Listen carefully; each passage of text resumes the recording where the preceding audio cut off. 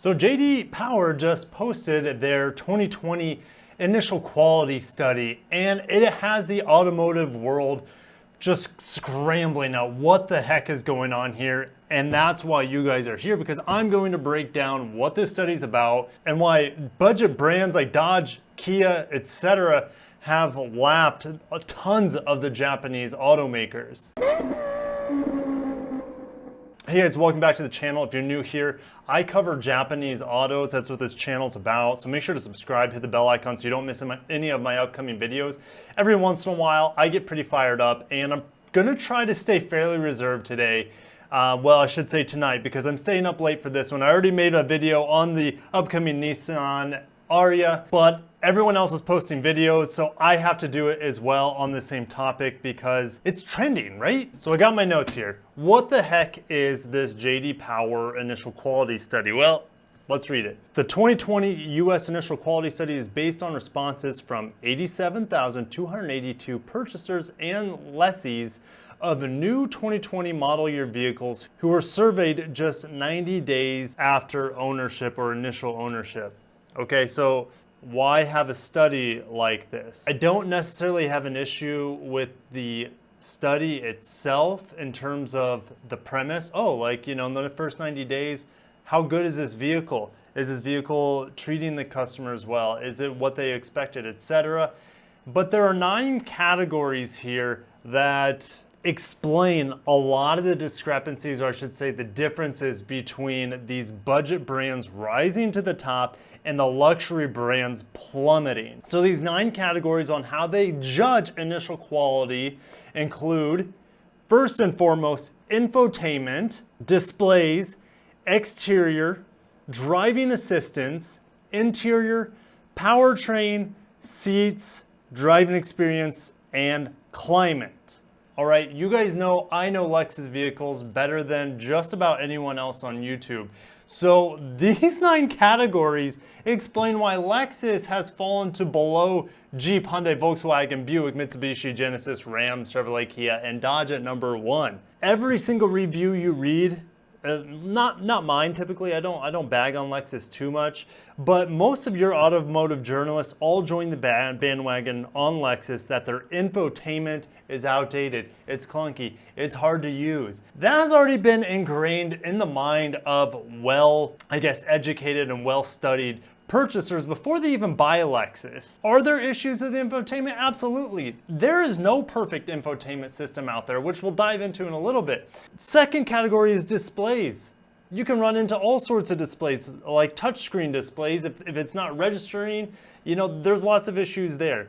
Exterior, and this is why Tesla, way at the bottom, which they're not officially included here. I still think it's fishy that JD Power included them because of insufficient data. They kind of extrapolated that. They let you know that they don't have sufficient data, but they still put them in there at the bottom. So that's kind of fishy to me. But we know Tesla has quality control issues, especially when it comes to exterior and interior fit and finish. That's probably where they struggle the most. But I would also say they got hammered hard on infotainment. All the luxury brands got hammered hard on infotainment. Okay, so gotta keep moving on the 9 categories. I said infotainment, I said displays, exterior, right? Tesla's gonna get hammered on that one.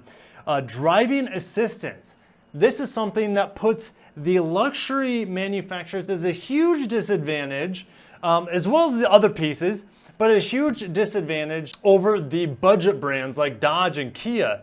Why? Well, a lot of your luxury brands come standard with driving assistance technologies, radar cruise control, lane keep assist, lane departure alert, pedestrian detection, parking assist, blind spot monitor, etc., etc., etc. Lexus comes standard with like all of those things. Those can cause issues because those are brand new technologies. I don't expect a 70-year-old person who's buying their 5th Lexus to understand Lexus Safety System Plus 2.0.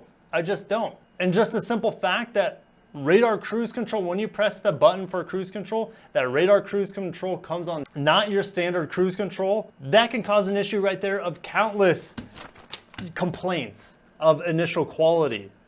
So initial quality, to me, initial quality is not a good word. I would say it's like 90 days of growing pains. Because it's not talking about the quality of vehicles, it's just talking about the issues people have with the technology or the setups or a lack of explanation of those technologies. But I wrote more into it, and I didn't even go over all 9 categories. I think maybe I did, but I need to go over more deeply into the mindset of budget buyers and the mindset of luxury buyers. And you guys feel free to add to this. But the brands at the top of the list here, Dodge, Kia, Chevy, Ram, Genesis is in there as well, but they're kind of an outlier. Mitsubishi, Buick, GMC, I would call all of them fairly budget branded vehicles. And so I have a category, budget buyers. So there's a lot of things in here that bring these brands to the top. And a lot of people say, oh, you know, Dodge and Kia, they just paid JD Power. You know, I don't think they paid JD Power to fudge the results. It's possible that these companies highly encourage JD Power to have the study criteria or the parameters of infotainment and things like that to be so heavily, and even driving assistance, for those things to be heavily influenced in this study, because these cars, these budget cars, don't have a lot of those things in them by default, where all the luxury cars pretty much do. Okay, so back to the mindset of budget buyers.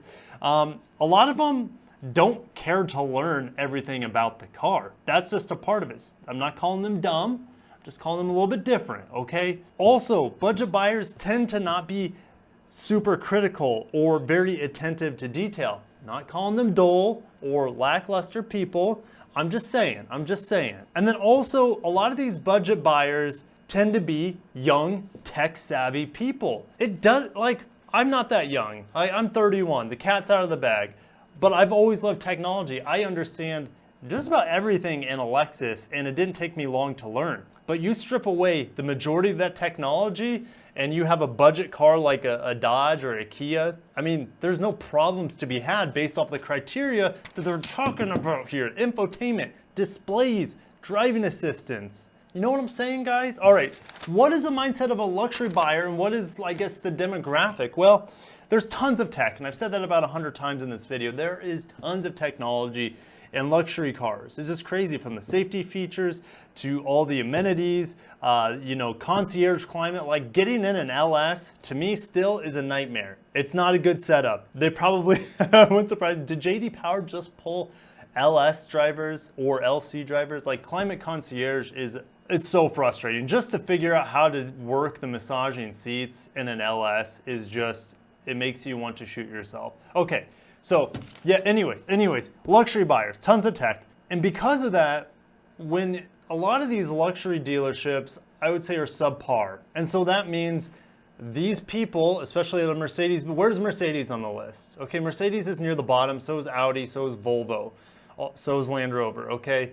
Super high technology. A lot of their salespeople are older people who don't understand the technology, and maybe those companies or those dealerships don't have technology specialists to help in the deliveries. What do I mean by delivery? When a person's buying the car and they're taking it home, and it's like kind of the sending off, where they get familiar with the car, either myself or as a salesperson or technology specialist explains the majority of the ins and outs, the most important things about the vehicle to learn before they take off, such as the safety features, Apple CarPlay, etc. If you have a person who's incapable of transferring that knowledge into an older buyer especially, they're going to have all sorts of issues with these luxury cars in this initial quality test. And why am I picking on old people? Love old people, but as I get older, I know it's harder for me, and I'm not that old, I'm still young. I still know as I get older, it's harder for me to learn things. As much as I want to learn Spanish and Japanese to speak, it would be hard. And the older you get, the harder it is to learn things. So the fact that they're adding all this technology to these luxury cars is going to give this study, or the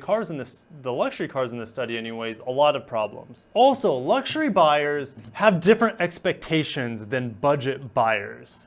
Luxury buyers, because they're spending so much on their cars, they also expect things to be nearly freaking perfect. And that includes Tesla buyers as well. They're going to call out Tesla for the most part. You have some of the brainwashed people out there for Tesla that are just going to be like, oh, I'm going to forgive them of this panel gap that's 18 inches wide because, you know, they're saving the world and it accelerates 0 to 60 in 2.5 seconds. It's not acceptable, but anyways, not because their cars are shit, it's because their cars don't have the same build quality with panels, with interior as these automakers on the screen have. They've been making cars for freaking, like, some of them hundreds of years, like over 100 years for some of these automakers. That's nuts to me. Tesla's been in the game for like what? A decade and a half making these vehicles, and they just started mass producing. I'd say they're doing a hell of a good job with their quality despite them being new to the game. Luxury buyers,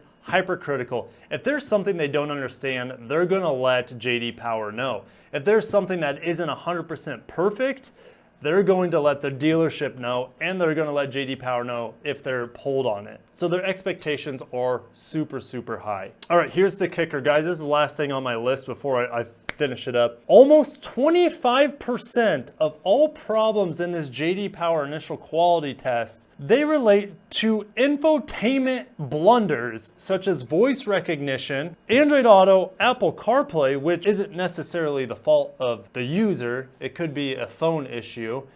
Bluetooth is on there. Again, it could be a phone issue. You have to know your phone and the car to be able to get them to work together, you know what I'm saying? And then the navigation systems, which, in my opinion, for the most part, I don't even recommend people getting navigation systems anymore. Lexus is clever, and they're like, oh, you want the big screen? Well, you have to get the navigation package. Yeah, that makes sense to me, I guess. But all of these things right here, going back to voice recognition. Voice recognition in cars, I know Mercedes just has revamped theirs, and it's decent. It's still nowhere freaking near as good as a voice recognition from Siri or your Google Assistant. Now, speaking of Google and Apple, with Android Auto and Apple CarPlay, if you don't know how to connect it to the car and you're not shown that's a ton of issues right there. Nav systems, I'm not even gonna go down. I'll probably get too fired up. And Bluetooth. Bluetooth is a tricky thing. You can freaking update. This happens. I see it all the time. Apple will update to a new iOS, and the new iOS won't work with any of the Lexus cars until like they fix the bug. I'm not kidding you. All right, so that is a huge deal. Rounding it up, Dodge, Kia, Chevy, Ram, Genesis, top 5.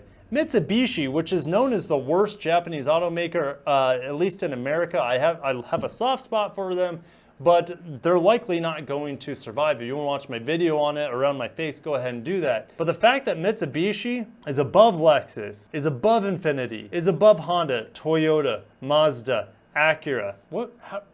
How? Because there's nothing in the car. There's nothing to go wrong.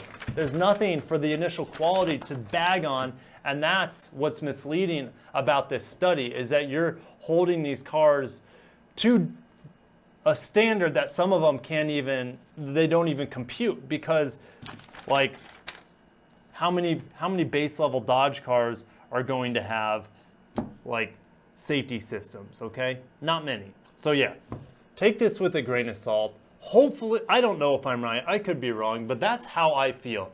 The budget cars don't have a lot of technology in them. They don't have a lot of driver's aids. They don't have a lot of X, Y's, and Z's and bells and whistles.